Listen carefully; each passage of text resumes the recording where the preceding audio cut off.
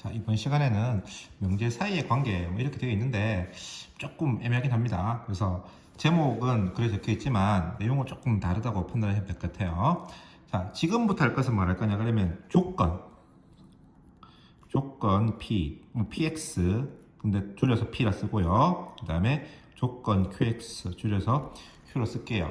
조건이란 말은 아까 전에도 수업할 때도 말했지만 X의 값에 따라서 참이 되기도 하고 거짓이 되기도 하는 이제 그러한 문장 또는 식을 갖다가 조건이라고 그러죠. 그러면 이 하나의 조건만 가지고 와서 할 때는 이 녀석은 명제라고 할 수가 없습니다. 그런데 조건 두 개를 가져와서요. 두 개를 합쳐요.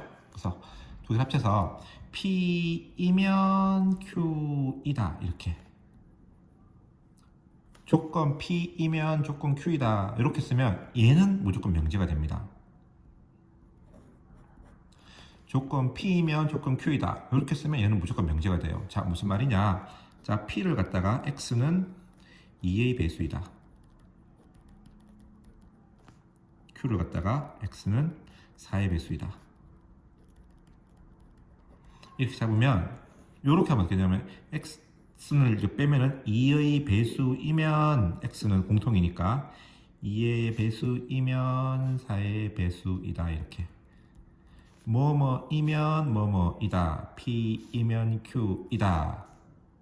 이렇게 쓰면 때 이 앞에 뭐뭐이면을 갖다가 가정, 뒤를 갖다가 결론.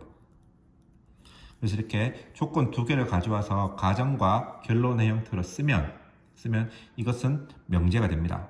명제가 되고 앞으로 이제 기호로 어떻게 쓰냐 그러면은 기호로 쓸 때는 우리가 P이면 Q이다 이렇게 씁니다. 이걸 기호로 쓰면 이렇게 돼요. 이렇게 되고 얘는 명제가 됩니다. 명제가 되기 때문에 명제가 된다는 말은 참인지 거짓인지를 우리가 알아야 되겠어요.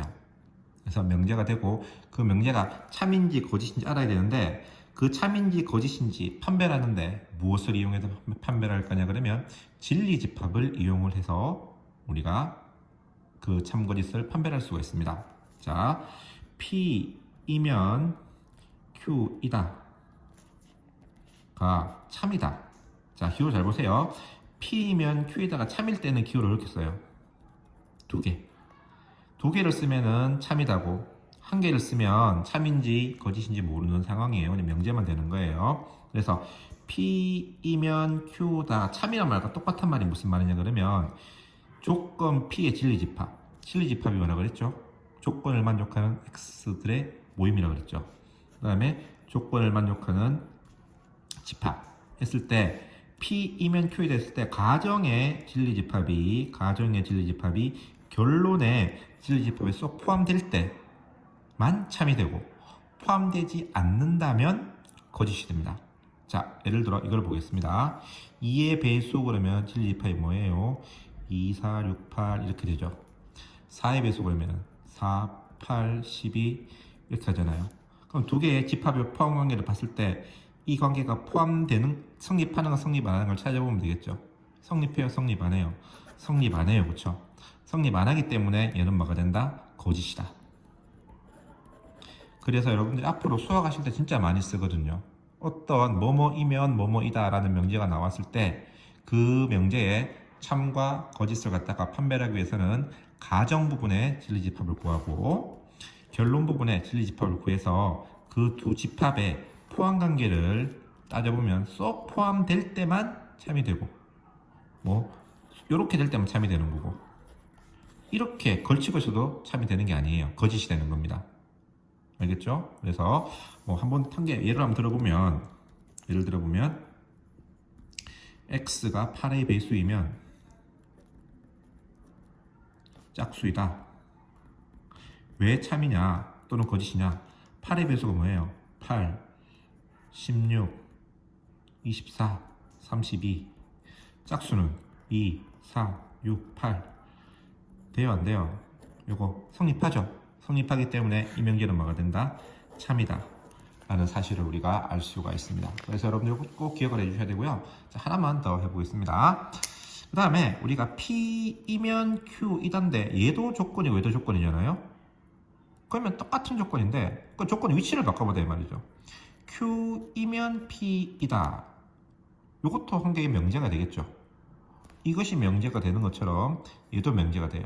근데 얘의 인버스, 역명제다 말입니다. 역명제, 역이다라는 거예요. 자, 근데 우리가 보면 알겠지만요. 그러면 P이면 Q이다가 참일 때는 이렇게 되는 거잖아요. 그럼 이게 만약에 참이 되려면 어떻게 돼야 돼요? 요래 돼야 되는 거잖아요.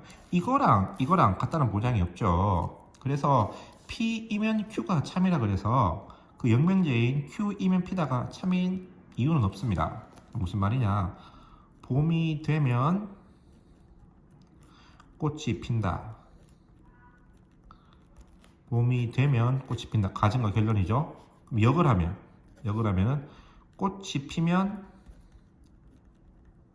봄이 된다. 이게 역이 됩니다. 역. 근데 이게 참이라 그래서 꼭 얘가 참일 필요는 없다라는 거예요. 됐어요?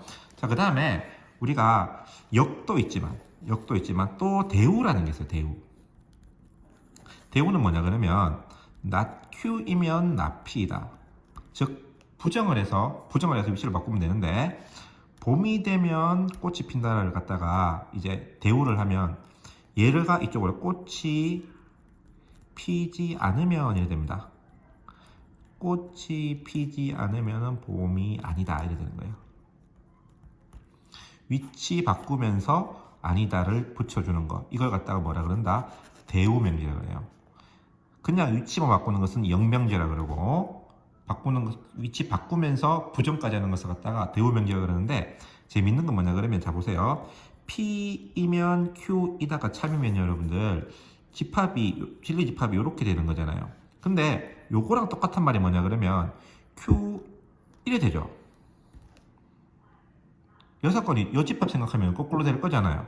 그러면 여기에 바로 진리 집합이 납Q가 되고 진리 집합이 납P가 되기 때문에 이거 두 개가 똑같은 말이기 때문에 이게 성립하면 이게 성립하기 때문에 이게 참이면 이것도 참이 될 수밖에 없다는 겁니다. 됐습니까? 그래서 어떤 P이면 Q이다라는 명제가 있을 때 역명제는 참인지 거짓인지 알 수가 없어요. 그렇지만 대우명제는 반드시 참이 된다. 그러니까 진리값이 같다. 이게 참이면 얘도 참, 이게 거짓이면 얘도 거짓. 대우인 경우에. 그래서 그렇게 된다라는 것도 여러분들이 알고 계시면 좋을 것 같습니다.